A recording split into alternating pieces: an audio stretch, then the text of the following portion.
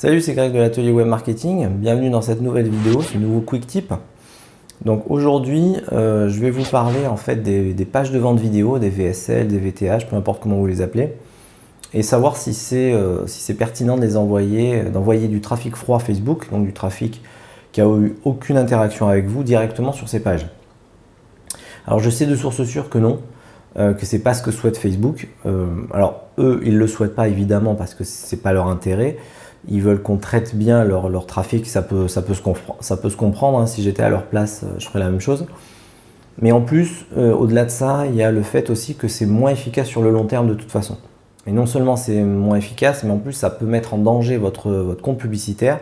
J'ai par exemple beaucoup de clients en agence qui sont venus me voir après avoir perdu leur compte suite à ce genre de pratique où ils avaient envoyé de façon assez agressive du trafic directement sur typiquement une page de vente vidéo. Et alors je sais que vous allez me dire oui mais il y en a eu qui ont eu beaucoup de succès avec cette solution, ça a bien marché, c'est vrai.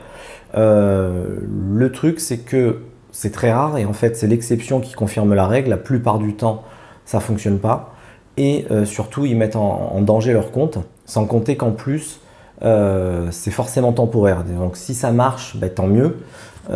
Mais de toute façon c'est une question on va dire de temps, de mois dans le meilleur des cas, avant que le compte soit flagué par Facebook et qu'il y ait des problèmes. Donc voilà, moi j'aime bien travailler pour le long terme, donc c'est peut-être pas la meilleure solution si on veut dormir sur ses deux oreilles.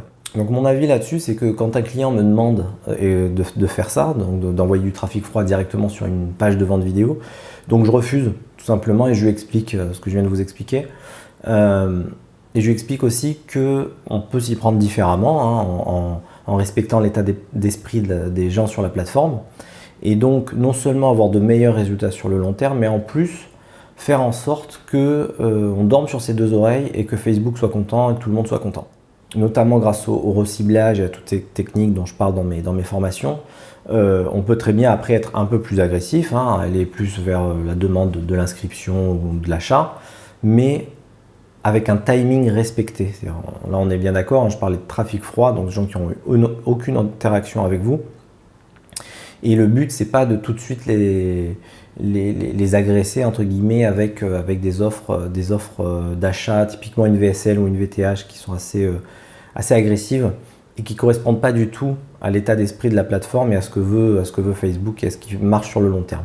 J'avais reçu il y a quelques mois un document interne de Facebook envoyé par mon point de contact qui reprenait un peu tout ça. Alors en termes un peu plus techniques, hein, mais grosso modo ça revenait à la même chose.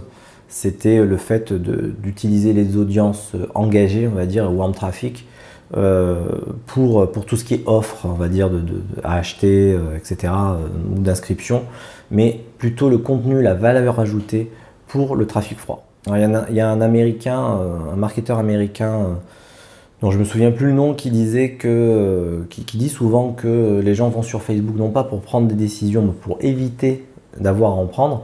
J'aime bien cette formule parce que je trouve qu'elle résume bien l'état d'esprit qu'on a tous sur Facebook et ça permet de bien cadrer les choses et de bien savoir comment s'y prendre pour à la fois avoir un discours adapté et en même temps obtenir des bons résultats, puisque c'est ce qu'on veut tous, hein, des bons résultats, mais il y a une façon de s'y prendre.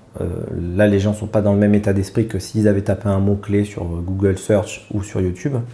Donc il faut en tenir compte et il faut s'adapter aux médias et s'adapter surtout au trafic, à l'audience qu'il y a sur ce média.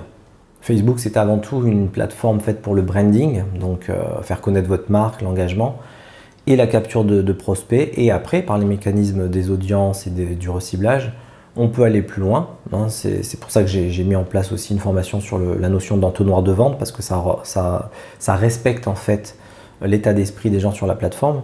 Donc on peut très bien le faire, c'est simplement qu'il faut démarrer du début, il faut le faire comme il faut et s'adapter à chaque étage, donc à chaque niveau d'engagement de votre audience par rapport à votre entonnoir de vente. Donc typiquement au début, hein, quand c'est du trafic froid, eh ben, il faut donner de la valeur ajoutée, il faut donner du contenu, il faut se faire connaître, il faut se faire accepter, il faut montrer un peu patte blanche avant d'aller plus loin. Donc j'espère que cette vidéo vous a intéressé. Pour aller un petit peu plus loin et si vous préférez donc mettre en place des processus qui ont fait leurs preuves et qui fonctionnent sur le long terme, je vous invite à découvrir mes programmes en cliquant sur le lien qui va se trouver autour de cette vidéo. Et je vous dis à très vite pour un autre quick tip. Salut!